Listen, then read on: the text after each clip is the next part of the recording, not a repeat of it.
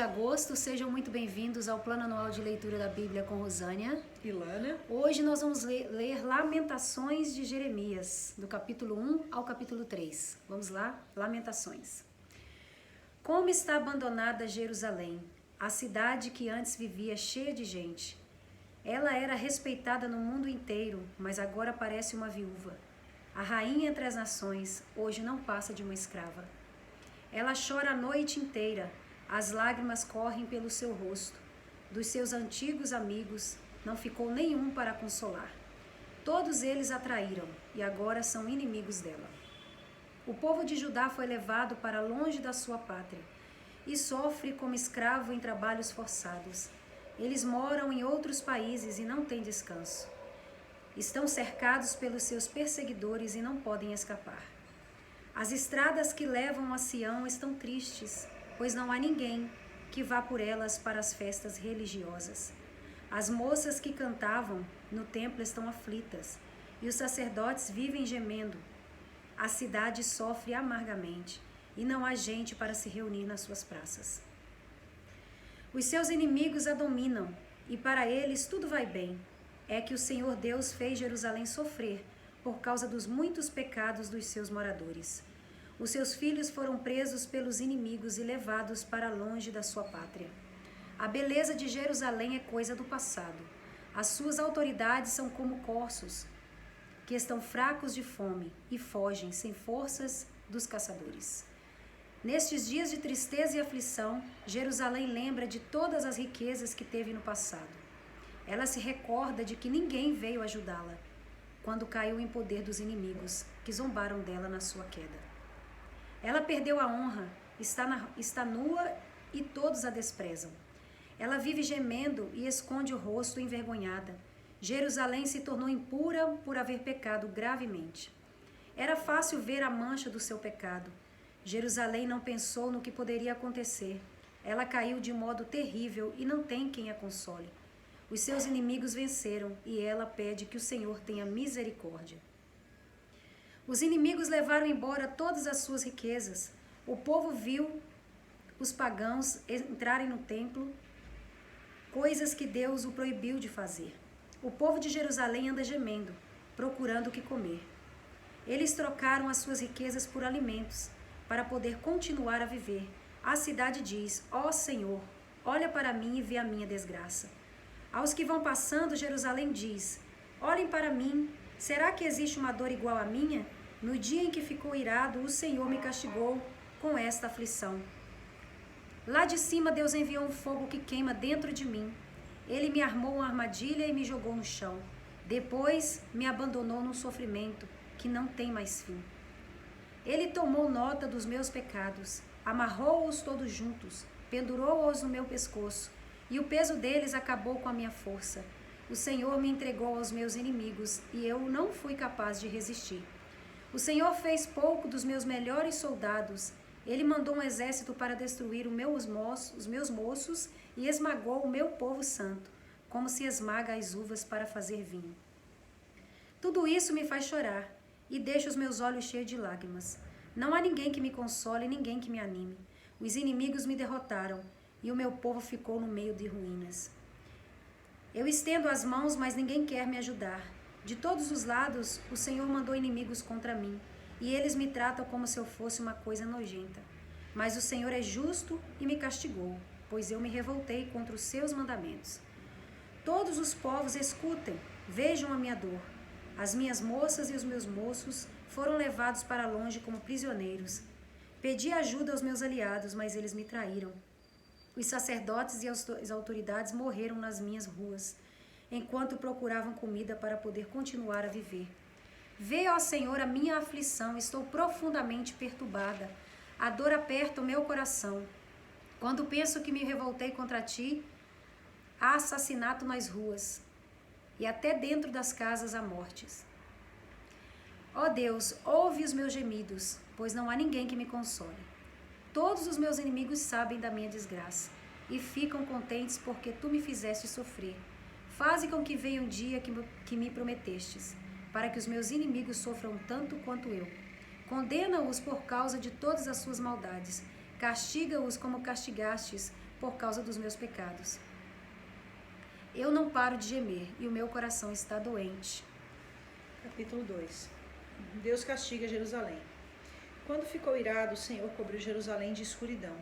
Ele transformou num monte de ruínas a cidade de Jerusalém, que parecia um céu, e que era o orgulho do povo de Israel. No dia da sua ira, Deus a abandonou até o seu próprio templo. Sem dó nem piedade, o Senhor destruiu todas as cidades de Judá, e na sua ira acabou completamente com as suas fortalezas. Ele jogou por terra, humilhados, o reino de Judá e as suas autoridades. No calor da sua ira, Deus acabou de uma vez com o poder de Israel. Quando os inimigos chegaram, ele não quis nos ajudar e ainda se jogou contra nós como um fogo que destrói tudo ao seu redor. Como se fosse um inimigo, Deus apontou as suas flechas contra nós e com a sua força matou as pessoas mais estimadas do nosso povo. Ele derramou a sua ira como se fosse fogo sobre os moradores de Jerusalém. O Senhor é como um inimigo. Ele destruiu Israel, derrubou as suas fortalezas e arrasou os seus palácios, trazendo com isso tristeza e choro sem fim para o povo de Judá. Deus arrasou seu templo como se fosse uma horta e destruiu o lugar onde o adorávamos. Ele nos fez esquecer as festas religiosas e os sábados. No calor da sua ira, ele rejeitou com desprezo os reis e os sacerdotes. O Senhor desprezou seu altar, abandonou o seu templo e deixou que os inimigos derrubassem suas paredes. Ali eles deram seus gritos de vitória, como nós faríamos nos dias de festas. O Senhor decidiu arrasar as muralhas de Jerusalém. Ele fez o plano de destruição e sem descanso levou até o fim. Muralhas e paredes racharam e vieram abaixo ao mesmo tempo. Os portões da cidade estão enterrados no entulho e as suas trancas foram despedaçadas. O rei e as autoridades estão espalhados pelas nações pagãs. Não se ensina mais a lei e os profetas não recebem mais visões de Deus, o Senhor. Os moradores mais velhos de Jerusalém estão sentados no chão, em silêncio, em sinal de tristeza. Puseram terra na cabeça e vestiram roupa feita de pano grosseiro. As moças estão ajoelhadas, com a cabeça encostada no chão. Os meus olhos estão gastos de tanto chorar. Estou muito aflito. A tristeza acabou comigo. Por causa da destruição do meu povo e porque vejo crianças e bebês morrendo de fome nas ruas da cidade. Essas crianças dizem: mamãe, estou com fome. Mamãe, estou com sede. Elas caem pelas ruas como se estivessem feridas e morrem aos poucos nos braços das mães. Jerusalém querida, o que posso lhe dizer? Como posso consolar você? Nunca ninguém sofreu assim. A sua desgraça é tão grande como o mar. Quem poderá lhe dar esperança? As visões dos seus profetas foram falsas e enganosas. Se eles tivessem condenado abertamente os seus pecados, tudo teria sido diferente e melhor para você. O que esses profetas fizeram foi enganá-la com mentiras. Os que vão passando zombam de você. Eles sacodem a cabeça, dão risadas e perguntam: é esta a cidade que era chamada de beleza perfeita? É esta o orgulho do mundo inteiro? Todos os seus inimigos falam contra você e zombam. Com ódio, eles dizem: nós destruímos Jerusalém. Chegou o dia que estávamos esperando. Nós vimos tudo o que aconteceu. O Senhor fez o que havia planejado. Ele cumpriu as ameaças que havia feito há muito tempo. Ele nos destruiu sem dó nem piedade, deixando que os inimigos nos vencessem e se alegrassem com a nossa derrota. Que as suas muralhas, ó Jerusalém, peçam ajuda ao Senhor.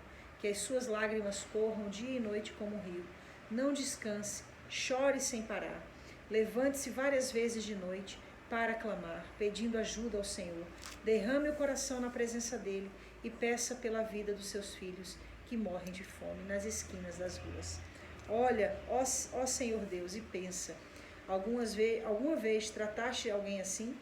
Será que as mães deviam devorar os filhinhos que elas tanto amam?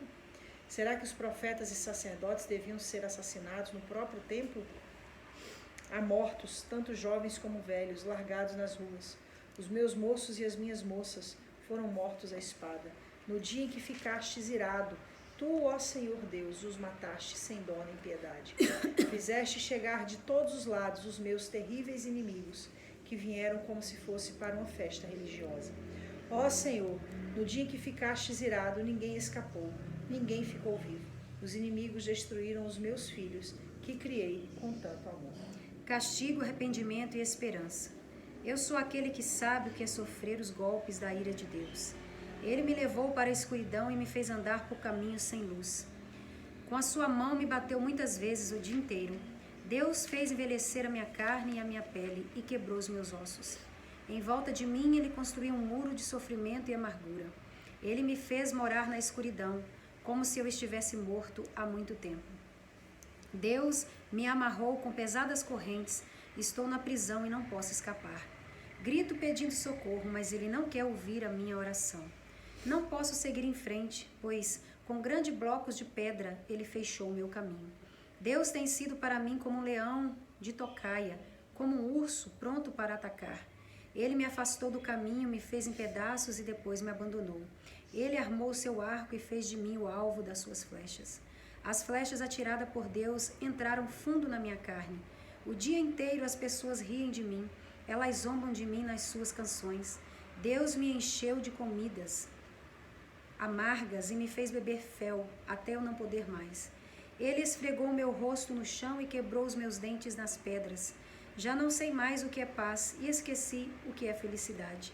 Não tenho muito tempo de vida e a minha esperança no Senhor acabou. Eu lembro da minha tristeza e solidão, das amarguras e dos sofrimentos. Penso sempre nisso e fico abatido. Mas a esperança volta quando penso no seguinte: o amor do Senhor Deus não se acaba e a sua bondade não tem fim. Esse amor e essa bondade são novos todas as manhãs, e como é grande a fidelidade do Senhor. Deus é tudo o que eu tenho, por isso confio nele. O Senhor é bom para todos os que confiam nele. O melhor é ter esperança e aguardar em silêncio a ajuda do Senhor. E é bom que as pessoas aprendam a sofrer com paciência desde a sua juventude. Quando Deus nos faz sofrer, devemos ficar sozinhos, pacientes e em silêncio. Devemos nos curvar humildes, pois ainda pode haver esperança. Quando somos ofendidos, não devemos reagir, mas sim suportar todos os insultos. O Senhor não rejeita ninguém para sempre. Ele pode fazer a gente sofrer, mas também tem compaixão, porque o seu amor é imenso. Não é com prazer que ele nos causa sofrimento ou dor. Deus sabe quando, neste país, os prisioneiros são massacrados sem compaixão. O Deus Altíssimo sabe quando são desrespeitados os direitos humanos que Ele mesmo nos deu. Sim, o Senhor sabe quando torcem a justiça num processo. Ninguém pode fazer acontecer nada se Deus não quiser. Tantas coisas boas como as más acontecem por ordem do Deus Altíssimo. Por que nos queixamos da vida quando somos castigados por causa dos nossos pecados? Examinemos seriamente o que temos feito e voltemos para o Senhor. Abramos os nossos corações a Deus, que está no céu, e oramos assim: ó Deus, nós pecamos, nos revoltamos e não nos perdoaste.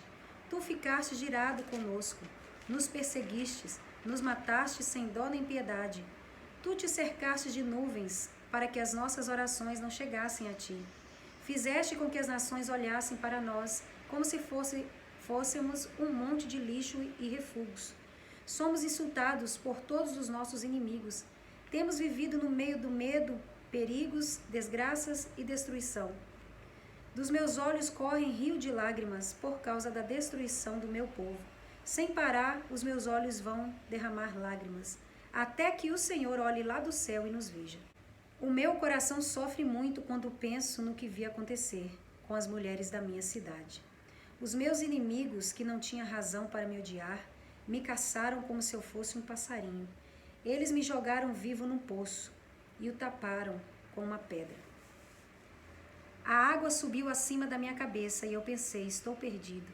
Do fundo do poço gritei, pedindo a tua ajuda, ó Senhor.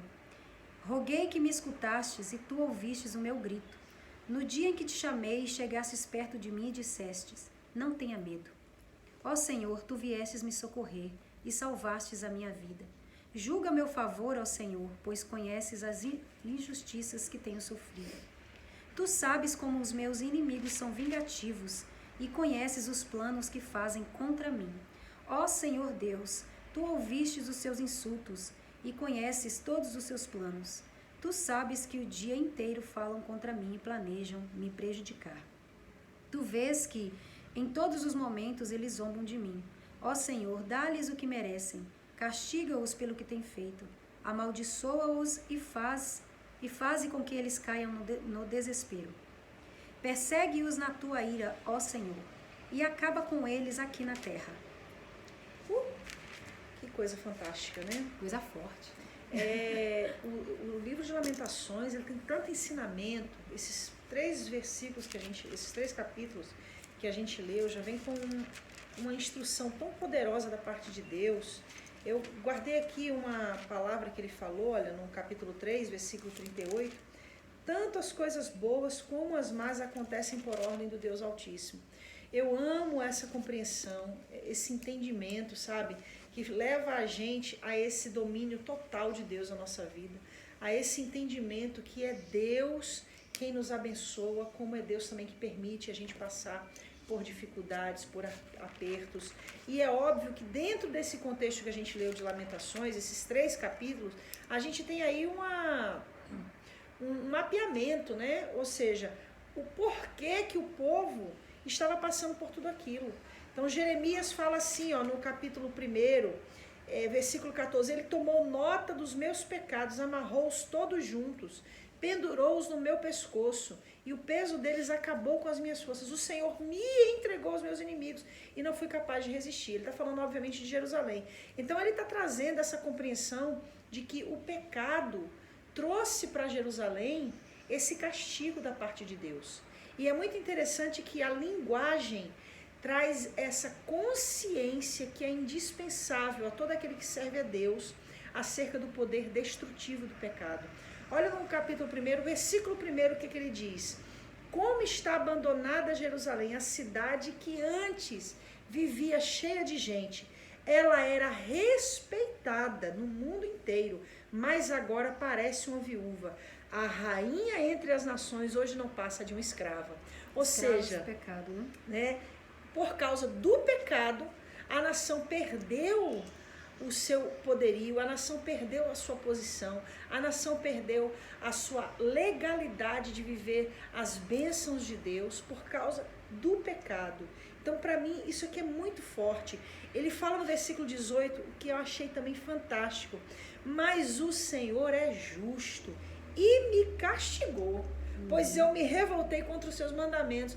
Ou seja, é eloquente, é coerente. Eu falei sobre isso no Salmodiai, do Salmo 68.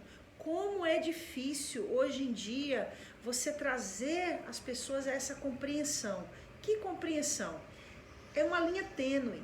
Nem sempre porque nós servimos a Deus, porque nós cumprimos os princípios de Deus, porque a gente faz, vamos lá, tudo certinho, que a gente tá imune a sofrer tristezas, aflições, fracassos, derrotas.